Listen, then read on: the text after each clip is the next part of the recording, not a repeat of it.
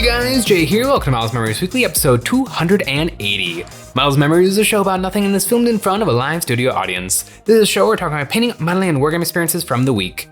Now you might be thinking to yourself, Jay, you put out 3 to 2 videos a week. Ow! Could I possibly have more to say? Well, I do, and here goes. This week, Games Workshop showed off kind of a blast from the past in a new expansion to Space Marine Heroes. And I think it is actually still called Space Marine Heroes, even though it's only been Space Marines a couple of times. And it seems like they're doing a big push for combat patrol. And I don't know if anybody is particularly excited. Not nearly as excited as people are for all of the amazing hobby products available from EonsOfBattle.com. Over there, we're all restocked on our excellent hobby goodies. Gamer Grass Tufts, Great Height Studio Bits for your Space Marines, Army Painter paints, brushes, basing cork, ultra thin and ultra thick super glue, and we've got terrain. It's the best way to support us doing what we do by getting a membership. Each month, members get a credit good for any one terrain pack we've ever made or the brand new one. This July, we have created the Bocage Battlefield Terrain, a series of pieces perfect for putting together a historic landscape for games of Conflict 47, Bolt Action, or any other war zone with a labyrinth of overgrown hedgerows. These pieces will funnel your infantry into tight firefights while hiding the mysterious shack. Maybe it's just a utility building, or maybe it's an improvised encampment, hiding some flesh-eating zombies kept on ice for the right moment to unleash a devastating outbreak. This set was designed by us and is available at EonsOfBattle.com. Cleanse the mortal realms with the new Warhammer Heroes. Oh, I guess it is not specifically Space Marine Heroes, it is Warhammer Heroes. And we got some Cities of Sigmar guys.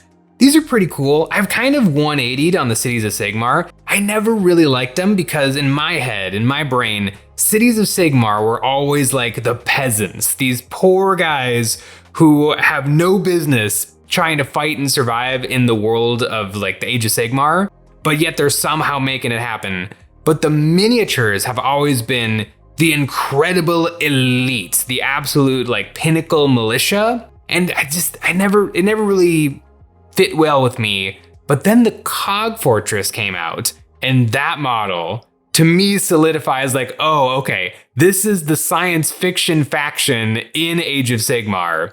And now, like, I can totally see the Matrix. Like, you get a couple of cog forts going, you get a couple of squads of the musket guys, a couple of big tanks. I still don't know about the giants that are, like, helping out. It seems a little ramshackle for how, like, perfect the Cities of Sigmar are. But there are some really, really cool miniatures. And these guys are particularly interesting. Not so much for the Cities of Sigmar, but I do feel like there's some really, really good kit bash and converting fodder here. Especially the one mystery mini, like that's shown right in the middle of the image, that is very clearly an Inquisitor. I can only imagine there's a leather trench coat, you got a power sword, you got some kind of a sepulcher or a brazier, a torch, like that. Just the easiest little kit bashes, you throw on a couple of purity seals, you got yourself an Inquisitor. Fireball guy is also really interesting. Could very easily be Zinchian, you just paint that fireball pink. I do kind of like the fat guy. There's not a lot of really good, like, big guys in the 40k model, or like in kind of the Games Workshop model range, and so I feel like he would be a lot of fun to play around with. Then there's some more typical Cities of Sigmar guys. The Dragon Knight is interesting. There could be something there. It's harder to see what he could be turned into relatively easily. Although I do like his pose with 1 foot up on a fancy rock. Although speaking of 1 foot up on a fancy rock, Crossbow guy is kind of where it's at. I think he would make a really good, just like Sisters of Battle priest. And then Banner guy, just a classic squire. He's carrying the flag, he's doing his best. I think these models are going to be really interesting. I got the original Space Marine Heroes, and then I think Wave 2? Was Wave 2 Terminators? I actually just got them. I ordered them. I got a couple, because every once in a while, my Games Workshop would have them like by the checkout counter, and so I got a couple of them that way. And then, I think like 180 days ago at this point, Games Workshop actually did a made-to-order of the Space Marine Heroes Series 2 Terminators, and so I bought them, and it took the full amount of time for them to make them and ship them to me. And now I have them, and they're like 4 millimeters smaller than the modern Terminators, which doesn't sound like a lot, but it really is. So I'm still trying to decide, because the new Terminators are perfect, the Leviathan Terminators. but I don't know if they're perfect to me yet. So I might take those guys and chop them up and combine them with the more modern kits. I also, there's different ways that I want to do my Terminators, because I definitely want some Assault Terminators. I want some with the Lightning Claws, because 155 point Terminator squad is phenomenal. And then I do want some of the proper Hammernators. And for the Hammernators, I was kind of thinking of getting Deathwing Terminators, because they have the tabards and all of like the interesting Dark Angels iconography on them. So Space Marine Heroes, the Terminator edition, I've got covered. And then I have multiple copies of all of the Death Guard Space Marine Heroes, because they're just fantastic. And kind of the only way of getting Death Guard bare heads, because they're very rare. I think one comes if you buy a box of Plague Marines, you get one bare head. And then there's a couple of Chaos heads that have like some pustules and boils on them. And then that kit, for some reason, the Space Marine Heroes, I believe Series 3 with the Death Guard, every single sculpt came with a helmet and a helmetless option. And I like to put helmetless heads on all of my Death Guard. And so that has been essential for getting my Death Guard exactly the way I want them to be. And now these guys are also very interesting. And I think because they're Age of Sigmar and they're Cities of Sigmar, which I now think are cool, but I'm not planning on getting a Cities of Sigmar army. I think these would be some really interesting models to play around with and just have for kit bash and conversion fodder. Yeah, these guys are really neat. I do hope that they do more Age of Sigmar Warhammer Heroes. I think there's a lot of really cool stuff in Age of Sigmar that could use a little extra something. Skaven would be such an obvious choice. I feel like Games Workshop, though, they never stop themselves from making Skaven. Like there's been so many Spearheads, and there's been so many Underworlds warbands and Warcry warbands for Skaven.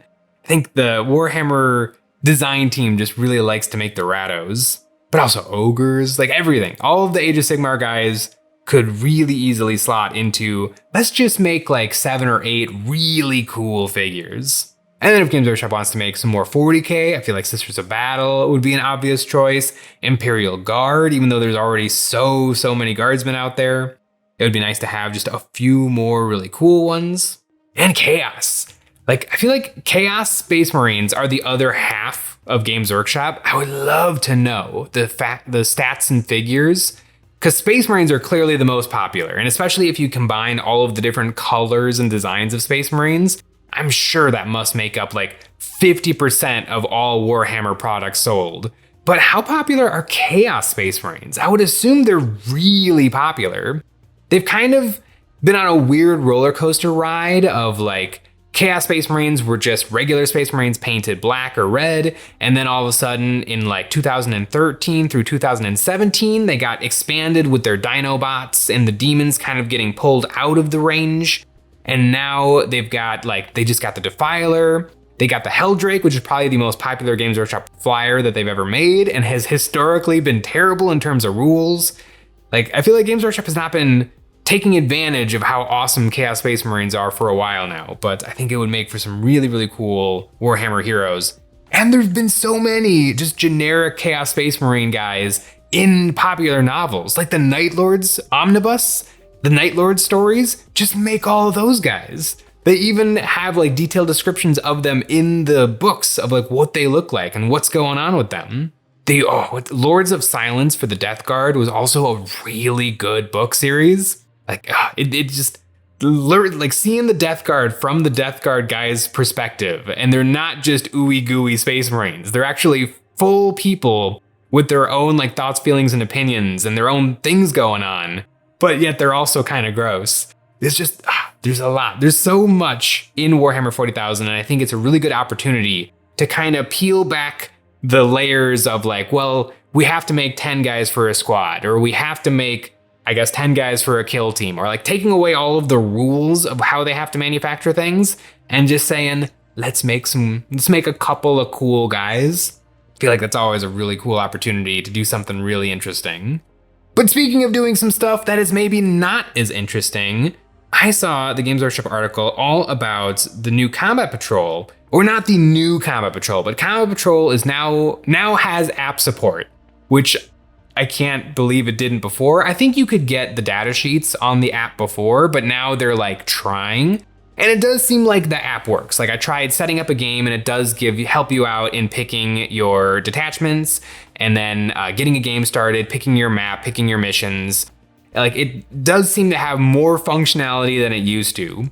But does anyone care about Combat Patrol? I tried it out at the launch of 10th edition and it's fine. It's a weird 500 point game mode of 40k. It's hard to call it a game mode because it is, you just play with 500 points of 40k. And originally there was no help in terms of like how should the board look, which terrain is incredibly important in Warhammer 40,000. Terrain can make or break the game. Like I've played, I do really appreciate the tournament companion for 40k where it specifically tells you where terrain should be located and what it should be, because I've played so many like player place terrain games where you just do a bad job because you're excited and you want to play, and so you just plunk some things down and then it turns out, oh, I've got no cover and my entire army gets blown away at the top of turn 1 or 2. Like terrain is really important, and not being very specific about terrain, especially in lower points games, just kind of sets you up for a brutally bad game of Warhammer 40,000. But speaking of bad games of 40,000, Combat Patrol stinks. Does anybody care about Combat Patrol? It's just not really a good game system. And what's really weird is Combat Patrol came out and it wasn't very good, and a lot of the rules weren't like updated at all.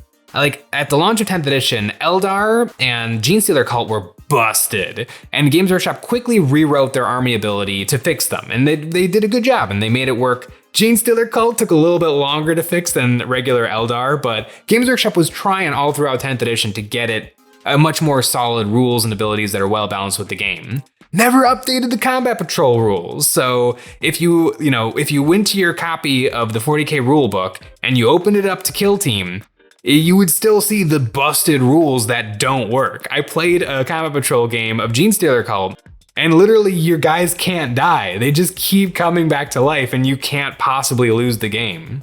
And they never said like, oops, by the way, here's new rules for Genestealer Cult. They're just like, it's fine. It's Combat Patrol, nobody cares, we don't care. Just keep doing what you're doing.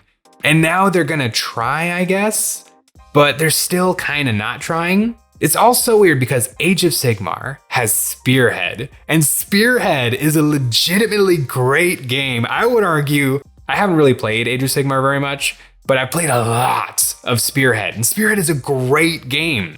It modifies the game system to work at a small points level. It actually takes advantage of terrain where you don't really need anything but a couple of very small pieces, and your armies still interact and take advantage of the terrain that is there. Sometimes it's important.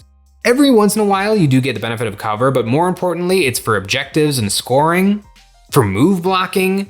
Like, Spearhead is such a good game system, and the proof is in the pudding because, I sort of have like 2 Age of Sigmar armies that I've tinkered with over the past 4 or 5 years, but I own almost every single Spearhead because it's so much fun and I want to try out all of these different units and these different missions. Every single one of those boxes is such a great tasting of what Age of Sigmar has to offer. Like, I've played so many games with my Sylvaneth, so many games with my Ogres, so many games with my actual Yndrasta Spearhead, which initially I did not care about at all when I painted up the Dominion box. But when I decided to repaint it and I actually read the Yndrasta novel and I really liked it, like it got me pumped to play with those miniatures again. Like, Spearhead has done everything possible to get me to buy Age of Sigmar miniatures, and it was so successful. I bought every expansion to Spearhead that they've ever made, all of the updated rules, the cards, and the actual game system keeps getting tighter and tighter with every new release. Meanwhile, 40k, the flagship game, it's just play with the models that come in the box. It won't work out very well. Some of them are completely busted. Some of them are barely cracking 400 points, where some of them are like 600 points plus.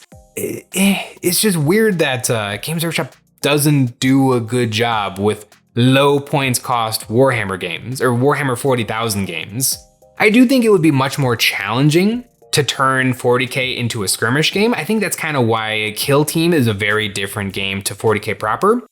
Initially, Kill Team was just treat every regular 40k character as its own unique unit. And it kind of worked, it kind of didn't. I did put together a couple of different forces of, I had a Space Marine one, I had a Tyranid one, and you just kind of grab the models that appeal to you and you think look interesting, and sometimes you could give them little upgrades and stuff, but they never played particularly well, and sometimes, you'd fall into pitfalls with terrain. It worked okay, but I do think revamping it into its own bespoke game system that actually has some really interesting stuff going on. I really like the combat system in Kill Team, where both players simultaneously roll dice, and then that creates two pools, and then you can spend those pools in alternating back and forth in order to do a combat, like a duel between two characters. I think it works really, really well. And so Kill Team, they've done a good job with Kill Team of making it a fun, interesting game. But Combat Patrol is still kind of nothing, and it's just now getting app support. I don't know. It just seems weird to me that Games Workshop isn't trying very hard with their flagship game that everybody likes. And maybe they're just hoping that, people will try Combat Patrol and they're like, sure, this game exists. And then they'll work their way up quickly to a proper 2,000 point game with everything and all of the miniatures, and so that they can be playing properly. But I don't know. To be fair, I guess I love Spearhead, and I've spent a lot of money on Spearhead, on Spearhead, but I'm still not really that jazzed to work on my actual Age of Sigmar armies. And so maybe Spearhead being so much fun is holding me back from dropping some big bucks on a proper army. I don't know, probably not though. I've probably spent way more money on Spearhead than I would if I was just like, you know what? Let's actually do my Sylvaneth. And I do plan to do my Sylvaneth at some point, but it's definitely taken me a little bit of time because I do play a lot of proper 40k, and that takes most of my time and hobbying time. And then of course Moonstone, I love Moonstone, and so if I have any time that is not going to 40k, it's probably going to Moonstone. But you know what? If Combat Patrol was really fun, if Combat Patrol was as much fun as Spearhead, I'd probably buy a bunch of different army boxes. There's a bunch of 40k armies that I think are really cool, and I'm just not doing it because it's such a commitment to get a full 2,000 point game up and running. But if it was just one box, and it's like, you know what, let's do Dark Angels. I could do another color of Space Marines if it's just these miniatures and no more, and it's gonna be a lot of fun, then sure. But if it's big proper 40k, I don't have enough love in my heart for another color of Space Marines. So I'm just gonna, if there's something I want to add to my collection, I'm just gonna make it Black Templars. So yeah, I don't know. Games Workshop, it seems like just get the Spearhead guy. Just a genius wrote the rules, and Games Workshop just paid him to do that. And so just do that again. But for 40k, it doesn't make sense.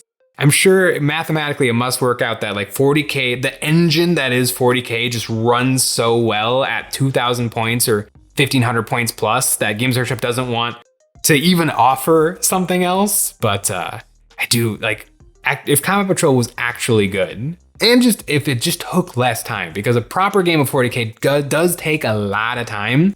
And I do think you have to be very enfranchised before it starts to be a lot of fun. I know every rule, I've read every codex, I've played against every single army except Grey Knights. I have played, how many games of 40k have I played? In 10th edition, all totaled, 50?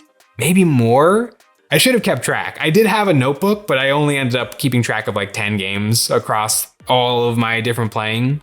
When you lose as often as I do, you don't feel like you really need to write down that many notes. Although that's probably why I lose so often. But yeah, it's just weird that Games Workshop just doesn't seem to care about Spearhead. And by Spearhead, I mean Combat Patrol. They do care about Spearhead, and it's really good and it's really fun. One of the most fun I ever had with Spearhead is I actually played in a Spearhead tournament at Dragonfall, and I actually won overall general in the Spearhead tournament. I won all of my games. And speaking of Dragonfall, the Dragonfall Charity Gaming Festival is coming up in October, the first weekend of October, the 2nd, the 3rd, and the 4th, located in Lake Geneva, Wisconsin. It is a really, really fun time. Lots of gaming, some big events, some painting classes. There is a painting competition there. I don't know if they're going to be running it the exact same way, but the last time that I entered the painting competition, they had one category where you could only enter models. It was an army category, and you could only enter the army if you played it in the tournament. And I actually entered the Spearhead my ogres. I entered them, and I actually played them in the tournament, and then won the tournament. And then I entered them in the painting competition, and I actually won a gold in the painting competition as well. Really big weekend for my ogres, and it was a really fun time. For the Dragonfall Charity Gaming Festival, we actually have 3 badges to give away for free if you leave a comment on this video, and then if you hop into the description, there's a form you can fill out, and if you think you can go, this is a great way to get your badge for free. It's a really fun time. I'm going to be there this year. I am looking forward to it, and I'm hoping that I can get my 40k chops up, because last time I played in the like friendly 40k game, it was 5 games. But now I really want to do the GT, the Grand Tournament. I want to play some competitive 40k, and my dream would be I win at least one of my games. That would be incredible to actually win. I've played some 40k games against some very, very skilled opponents, and I've never won against a skilled opponent. But I would love to just pilot my Black Templars. It'll probably be my Black Templars so well that I actually managed to bring home at least one win. That would be pretty darn wizard.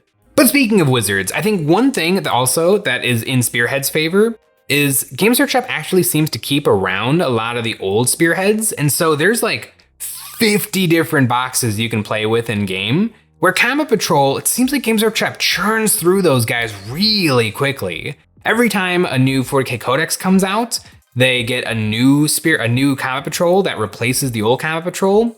And sometimes it just feels like a random grab of random miniatures. I think Necrons have had like the almost identical Combat Patrol for like the entire time. But other armies like Imperial Guard, is their Combat Patrol still currently oops all horsies? Like, that's kind of an interesting box, but not every Imperial Guard player is gonna want to play just horses in a game of Combat Patrol. I don't know, it's really weird. I would love to know more about it, but I think Games Workshop has updated the app, and that's all they're gonna do for Combat Patrol. Just if you want more stuff for Warhammer 40,000, you're gonna have to play the full game proper. But speaking of the full game proper, I do need to get into the grind of 11th edition. I've only played a couple of games, but it does really feel like 10th edition just cleaned up a little bit with some of the sticky corners ground off. I am really, really looking forward to getting some more gaming in. Maybe that's what I'll work on now. Thanks for watching.